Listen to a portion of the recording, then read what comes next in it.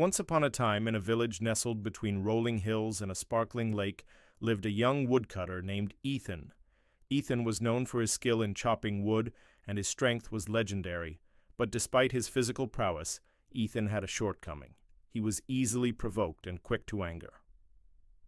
One day, as Ethan was cutting wood in the forest, he heard a cackle that echoed through the trees.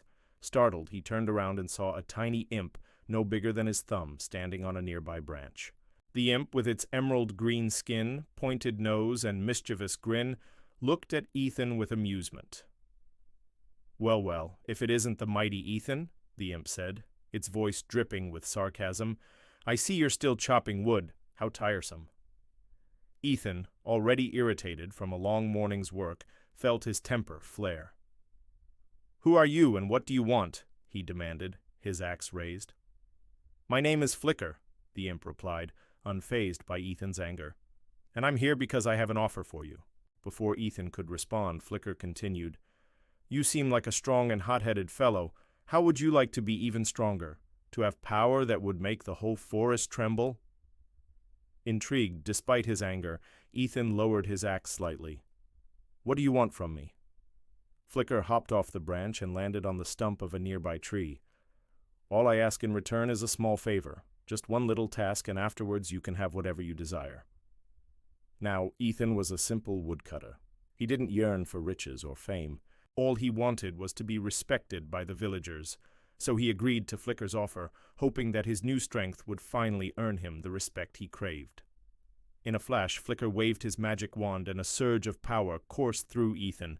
He could feel his muscles growing, his arms becoming larger and denser. The woodcutter was ecstatic. At last, he thought, he would be stronger than anyone in the village.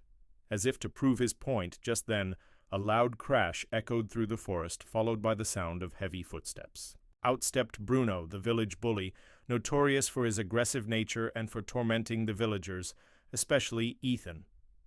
Bruno had always been stronger than Ethan, and there had been times when he had beaten the woodcutter just for fun. But now things were different. With Flicker's magic coursing through his veins, Ethan felt a surge of confidence. As Bruno approached, Ethan stepped forward, towering over the bully. Bruno, taken aback by Ethan's sudden change in size, stumbled back. "What have you done, Ethan? You look like a giant," Bruno stammered, fear edging into his voice. Ethan, reveling in his newfound power, let out a mighty roar. This was the reaction he had been waiting for. Finally, he was someone to be reckoned with. However, before he could gloat, Flicker interrupted. "That's enough, Ethan. It's time to fulfill our bargain." Ethan, still basking in the feeling of superiority, paid no heed to the imp. Instead, he grabbed Bruno by the collar and lifted him off the ground. "I am the strongest!" he shouted, ignoring Flicker's calls. But as he did, a sharp pain shot through his arm. Looking down, he saw that Bruno had dug his nails into the woodcutter's flesh. Realizing that his anger had gotten the better of him, Ethan gently put Bruno down. Flicker, shaking his head, waved his magic wand. And in a blink, Ethan was back to his original size. Bruno, seeing his chance, punched Ethan in the stomach. The woodcutter doubled over in pain. Ashamed and angry at himself for losing control, Ethan picked himself up and walked away. Meanwhile, Flicker, perched on a nearby branch, watched with a mix of disappointment and amusement. He had given Ethan a taste of power, but the woodcutter's lack of self-control had made him lose it all. Back in the village, Ethan couldn't shake off the feeling of humiliation. His friends and neighbors, who had always treated him with kindness, now looked at him with fear and distrust. They had never seen him lose his temper like that. Days turned into weeks, and Ethan, consumed with shame, spent most of his time alone in his cottage. He thought about what Flicker had said about being hot-headed, and the memory stung. He realized that his anger had not only made him lose his newfound power, but had also jeopardized the respect and acceptance he had in the village. One evening, while Ethan was chopping wood in his yard, a gentle knock on his door broke his concentration. He wiped the sweat from his brow and walked to the door, wondering who could be visiting him after all these days. To his surprise, it was Flicker. The imp, sensing Ethan's sadness, didn't even bother with his usual playful demeanor. "I came as soon as I heard what had happened," Flicker said, his voice unusually serious. I may have given you a taste of great power, but true strength comes from within, not from magic or size. Ethan looked down at his axe, unable to speak. Flicker, understanding the woodcutter's remorse, continued, I see that you regret your actions. Perhaps now you understand that true strength lies not in brute force, but in self-control and wisdom.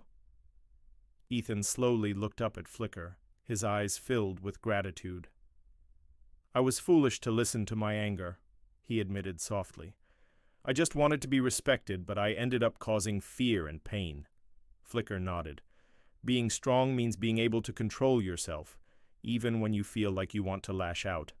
It means being wise enough to know when to use your strength and when to hold back. It's not about being bigger or more powerful, but about being better. As Flicker spoke, Ethan felt a sense of calm wash over him. He understood that what the imp said was true. Being strong wasn't just about physical power, it was about mental fortitude and self-awareness too. From that day on, Ethan dedicated himself to improving not just his woodcutting skills, but also his patience and self-control. He practiced breathing exercises whenever he felt his anger rising, and started meditating to sharpen his mind.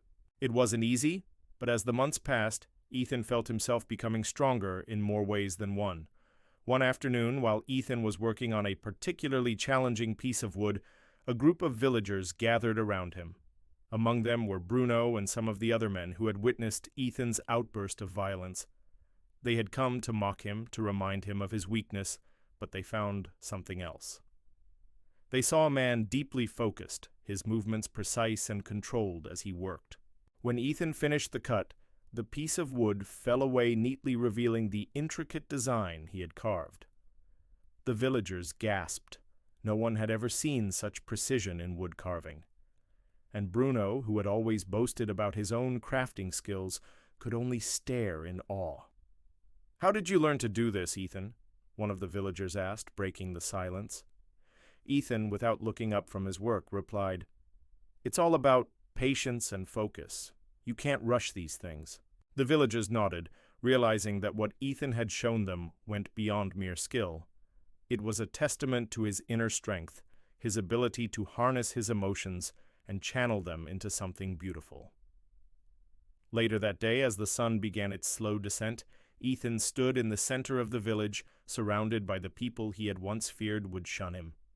They had come to apologize, to tell him they had been wrong about him. They had seen his strength, not just in his muscles, but in his heart and hands. Looking out at the sea of faces, Ethan knew that Flicker was right. True strength wasn't about being bigger or more powerful. It was about being better. Better than his anger, better than his fears, and better for the world around him. As the stars twinkled above them, the villagers and Ethan celebrated, not with just food and drink, but with stories and laughter. And in that moment, Ethan knew that he had finally earned something far more valuable than any magical power. He had earned the respect and love of his community. So if you enjoyed this adventure, don't forget to hit the like button, subscribe to our channel, and tap the bell icon so you never miss our next story. And drop your video suggestions in the comments below. We'd love to hear from you. Your support fuels our creativity. Let's keep exploring amazing worlds together.